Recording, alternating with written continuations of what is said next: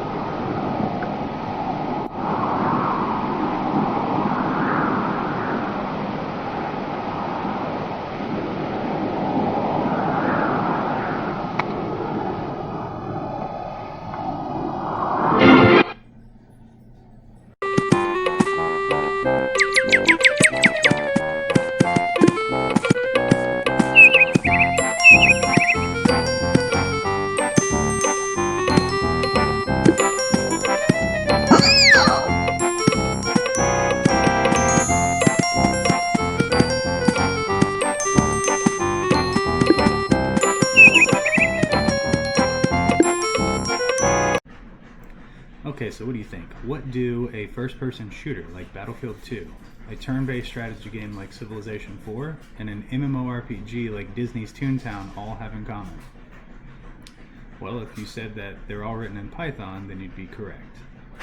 Like I said, I've always been a gamer, I've always loved video games, and I've always had a desire to create my own. And once I started looking into that, I realized that Python would be one of the best things to learn.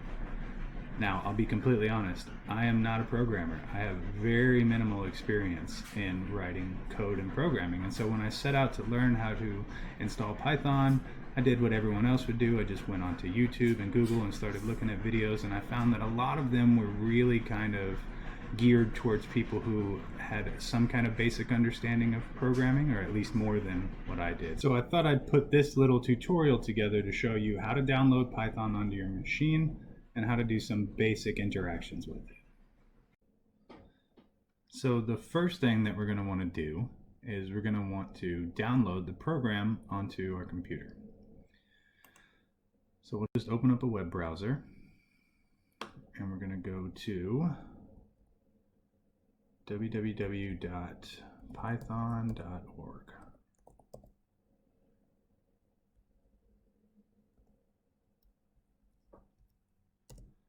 Now, as it says in the companion document, you're going to want to have administrator access in order to do this, because you're going to probably want to specify a different downloading path than what actually comes for it, just for ease of access. And if you decide to download this directly to your C drive or to a folder on the desktop, then you're going to need administrator access in order to do that. So we'll download the installer here, and you can open it up from the window down here. If you don't have access to this window, you can find it under your downloads. It'll be there as well. And so we'll just go ahead and open up the installer.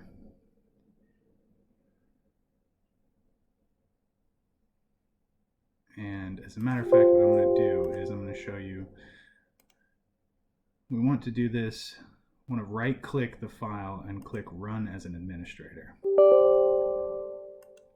And that way we can make sure that we put it in the right spot. So we have a couple of different options here to just install now or do a custom installation.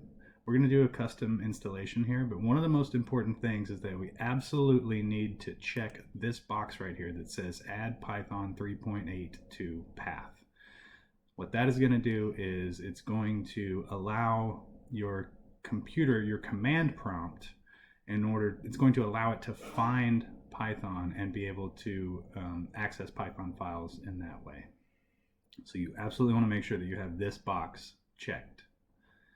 Now I'm going to go ahead and click on custom installation. And we want all of these things. We want the documentation, the pip, the TCL and TK idle, the test suite, everything. So we want to make sure every one of those are still clicked. And here we want to make sure that yes, we have this box checked, add Python to the environment variables.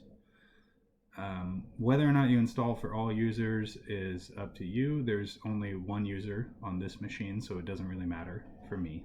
But if you have multiple users that might be interested in using Python, then that's probably a good box to check. It just means that everyone on the computer has access to it. Also want to click precompile standard library because it kind of makes things just a little bit easier as you start writing your own code.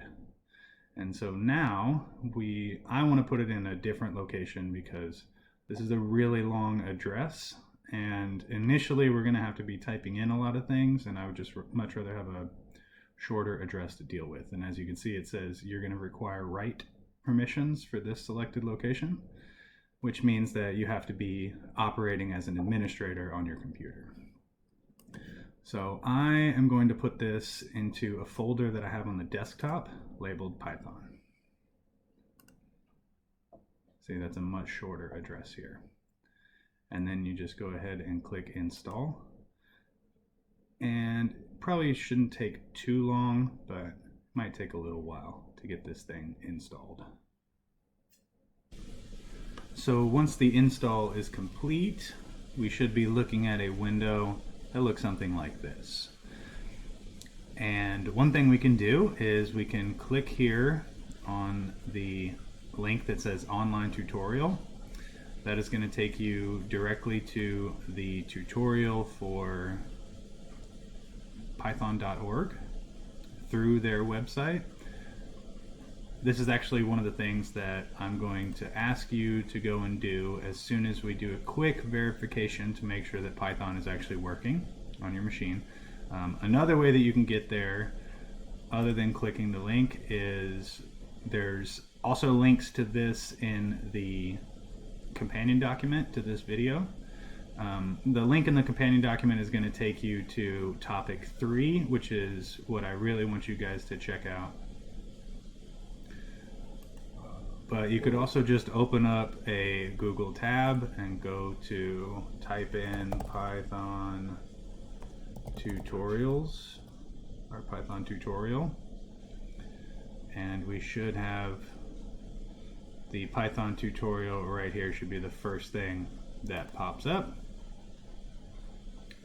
And like I said, we're looking for number 3, so you can just click next topic until you get to number 3. This is going to be a good exposure to what's going on in Python, but the first thing that we want to do is we want to actually check to make sure that this is working on the machine. And so now there's a couple of different ways that we can interface with Python through Windows. One of the first ways, and the most basic and foundational and perhaps the most powerful way, and also the most confusing and difficult, is through the command prompt. So I have this search bar on my toolbar here, and if you just type in the letters CMD into your search bar, you should be able to pull up a command prompt. What we want to do is we want to get this command prompt up and just check to make sure that Python is working. So when we check that box that said add Python to path, what that means is that this command prompt, this is going to send a command basically directly to the machine here, and by adding Python to the path, it should be able to recognize it.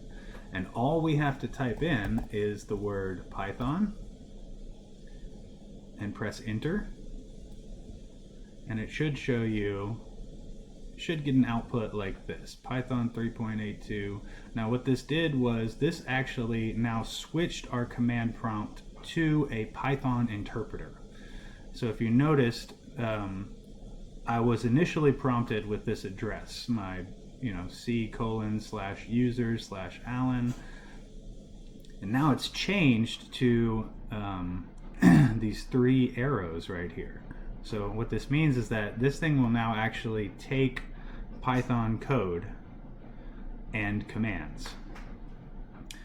So if we want to get out of that, if you're working in the command prompt and you want to get away from the Python interpreter, we can just type in the word quit followed by a pair of parentheses, and it will take us directly back to the original command prompt. So the other way that we can interact with Python is we can get to it through the start menu. It should have been installed when we did the actual install. You can just scroll down to P and click on Python 3.8, and there's a couple of different ways here. This one right here will open a Python interpreter directly. As you can tell, this looks very similar to the command prompt that we were just working in. However, this is strictly a Python interpreter, and so if we type in that command as if we're trying to get out and go back to the command prompt, it's just going to close out that window. And the other way to get to it is what is called the IDLE, or commonly referred to as the Python shell. This one operates just like the other Python interpreter. It's just this has a little bit more capabilities when it comes to looking at code and running it at the same time. So if you're able to get this Python display and it tells you what version it is through the command prompt, and you can actually open up this Python shell, then you have successfully installed Python on your machine. And what I want you to do now is go ahead and pause the video and go back through this Python tutorial that we were looking at earlier. It's on the python.org, their introduction tutorial. We're going to go to part 3. What I want you guys to do is to go through 3.11 and 3.12. This tutorial is kind of long, and you don't have to go through all of it, but just as a quick introduction to some of these things, its capability with numbers and strings. And so you can just go through this thing step by step, entering these commands into the IDLE.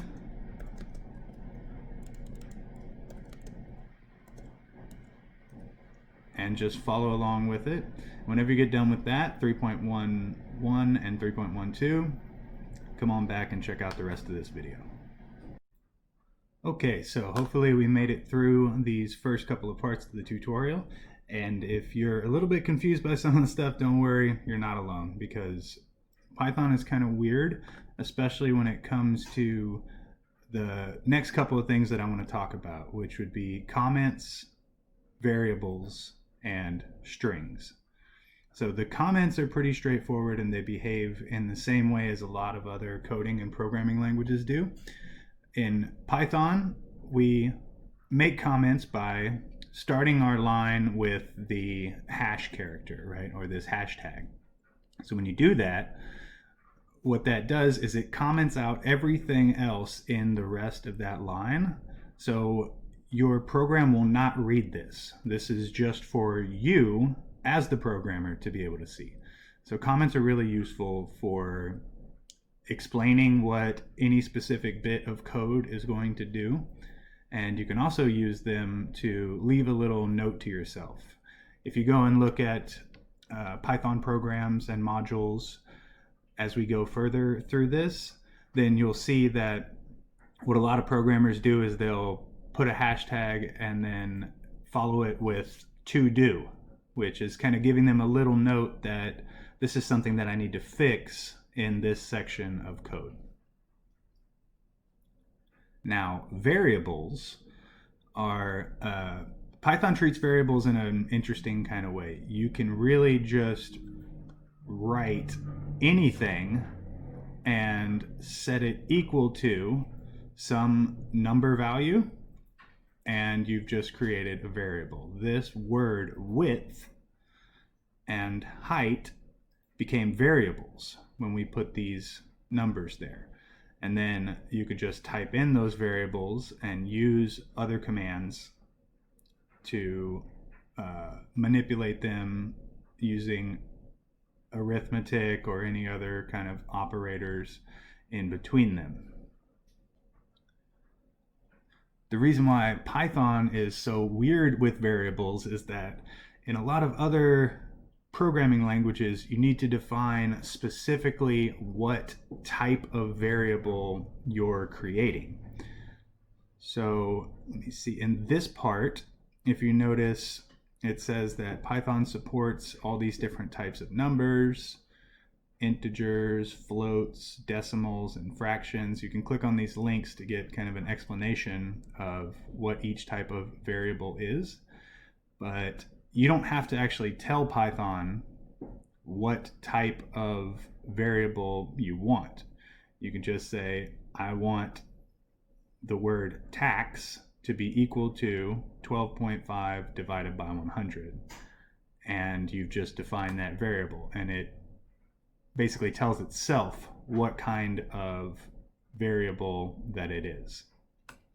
So this is kind of frustrating for more experienced programmers because they're used to being very specific with their code, but it's pretty good for people like us who are just learning how to do things because it allows for a little bit more freedom.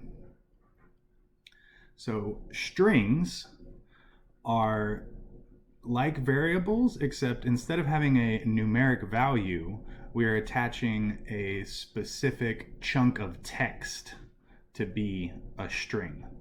So if we look down here, what we did was we took the letter S and we said, this is going to be these words right here. So again, there's no difference between what we did when defining a variable with a number value up there in the first section and what we did when we defined a string. We just say this equals all the text that we want, and we've defined a string. So congratulations, we made it through the boring part, and I know it's kind of tough, but it really is important that we get this set up the right way. But in the next segment, we're gonna have some fun playing around with animations, and I really cannot wait to show you what the rest of Python can actually do. So that is gonna wrap up this section of guided activities, but you don't have to stop here. Feel free to go into the companion document and check out anything that's listed under further expedition or dig a little deeper, or you could do your own research. You can go and take any of the topics that we talked about and pop it into a search engine and be on your way. And please feel free to check out some of the other sections that we have in this Equinor Summer STEM series. We've got stuff that's covering all kinds of math and science and technology topics that you guys will find interesting. Thank you so much for stopping by. And until next time, remember, the most important step a person can take is always the next one.